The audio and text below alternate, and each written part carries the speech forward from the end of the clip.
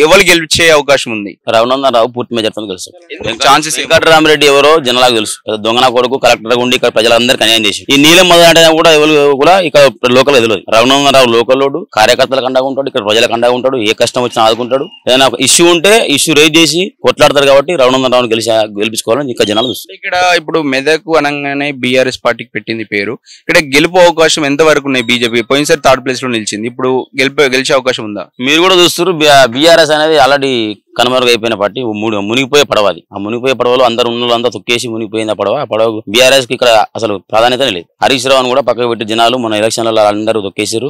హరీష్ రావు యొక్క ఒంటెది పోగడలు కూడా బీఆర్ఎస్ పార్టీకి పతనానికి కూడా ఒక రీజన్. వాళ్ళు అధికారం ఉన్నప్పుడు ఏ కార్యకర్తను కానీ ప్రజలను పట్టించుకోలే. కేసీఆర్ ఓడిపోయినాక తన ఫామ్ హౌస్ కు రోజు ఒక ఊరు నుంచి ప్రజలను పిలుచుకొని ఫోటోలు దిగుతుండు. ఒకసారి ఓడగొడితేనే ప్రజలు ఏందనేది గుర్తొస్తాయి కాబట్టి ప్రజలు చాలా విఘ్నులు, సిద్దిపేట ప్రజలు ఆలోచించి ఓటేస్తారు. రఘునందనరావు అంటే అందరికి తెలుసు కాబట్టి రఘునందనరావు ఓటేసి గెలిపిస్తారు.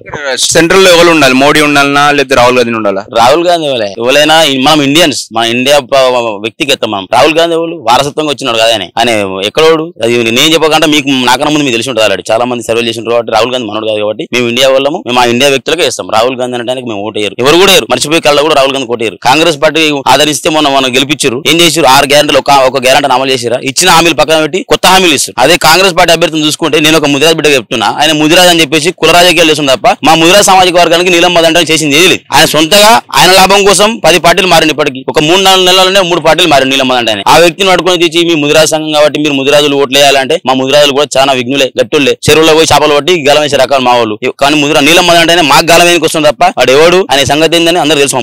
ముదిరాజులు కూడా నీలం మదం ఎక్కడ ఆదరిస్తలేరు, ఆయనకు ఓట్లేసే ప్రసక్తి కూడా లేదు.